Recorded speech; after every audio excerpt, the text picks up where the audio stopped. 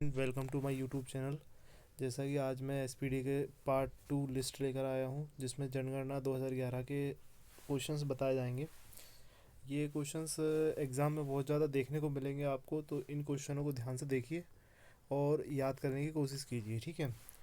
तो भारत में पहली पहली जनगणना की जो शुरुआत हुई थी वो 1872 में हुई थी, ठीक है। और इस समय गवर्नर कौन था? लॉर्ड मेयो गवर्नर थे। इनके कार्यकाल में जनगणना शुरू की गई थी, ठीक है। पर अगर ये क्वेश्चन पूछा जाए कि देश में नियमित जनगणना की शुरुआत कब से की गई थी, तो 1881 में।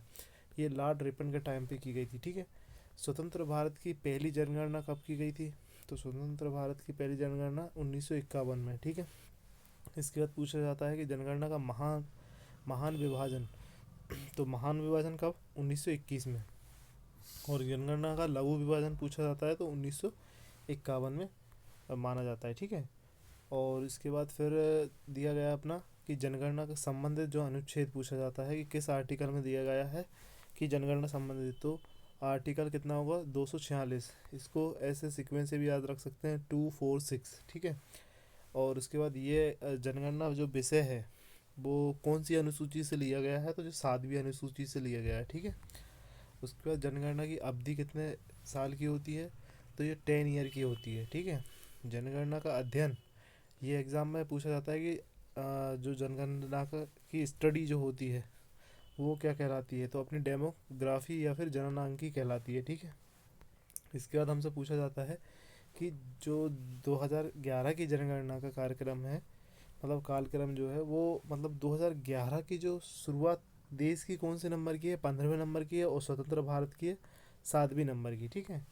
तो ये हमारा 2011 की जनगणना हो गई। उसके बाद फिर ये 2011 की जनगणना का आदर्श वाक्य कौन सा है? तो हमारी जनगणना हमारा विषय, ये हमारा आदर्श वाक्य है। और इसमें कुल क्वेश्चंस कितने थे? प्रश्न थे 29, ठीक है। इसके बाद 2 मिनट रुकिए।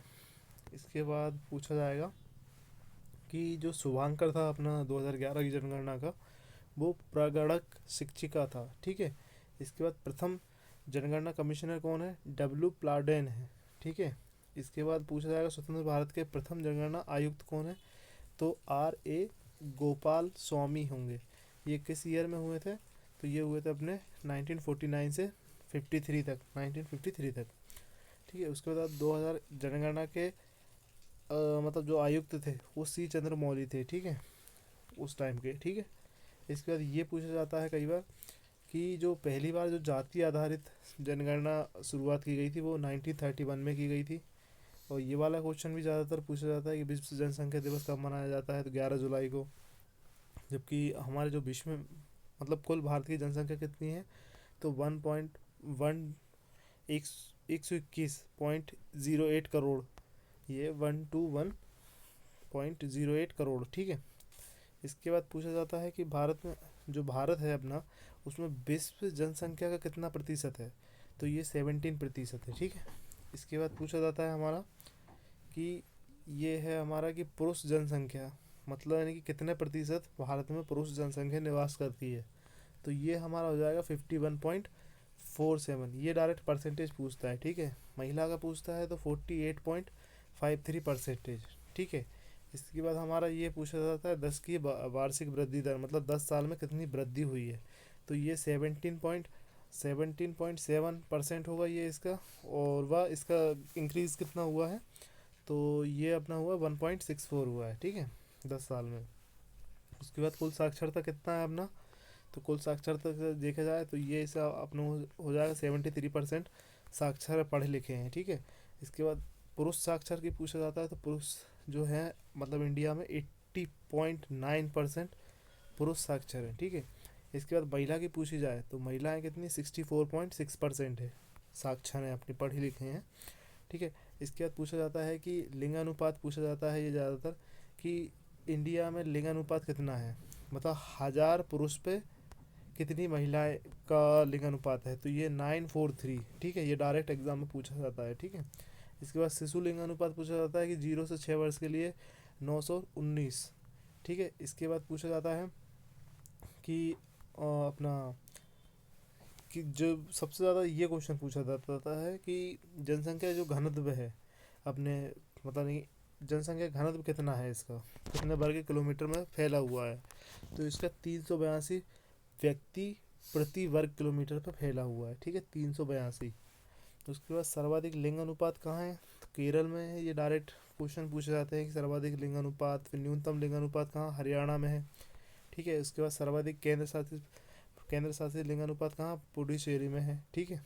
उसके बाद पूछा जाता है कि जैसे हमारे ये पूछा गया कि सर्वाधिक केंद्र शासित लिंग अनुपात पुडुचेरी है और न्यूनतम केंद्र शासित लिंगानुपात जो कौन, दमन एवं दीव है, ठीक है। इसके बाद पूछा जाता है कि सर्वाधिक जनसंख्या घनत्व, ये भी पूछा जाता है सबसे ज़्यादा जनसंख्या घनत्व कहाँ, बिहार में है।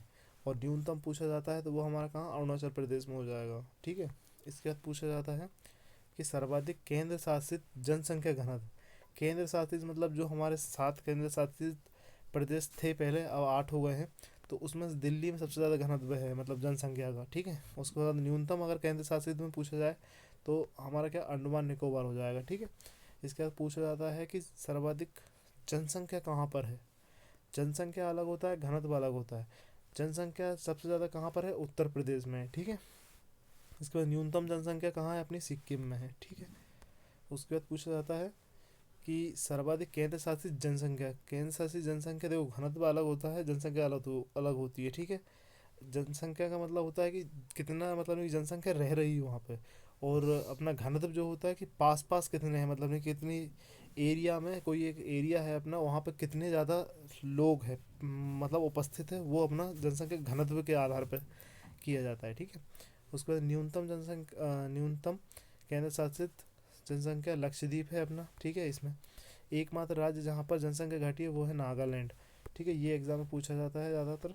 उसके बाद फिर पूछा जाएगा कि सर्वाधिक साक्षरता वाला कौन सा राज्य है, तो अपना केरल है, 94% यहाँ पर पढ़े लिखे हैं। उसके बाद न्यूनतम साक्षरता वाला बिहार माना जाता है, क्योंकि यहाँ पर 61.8%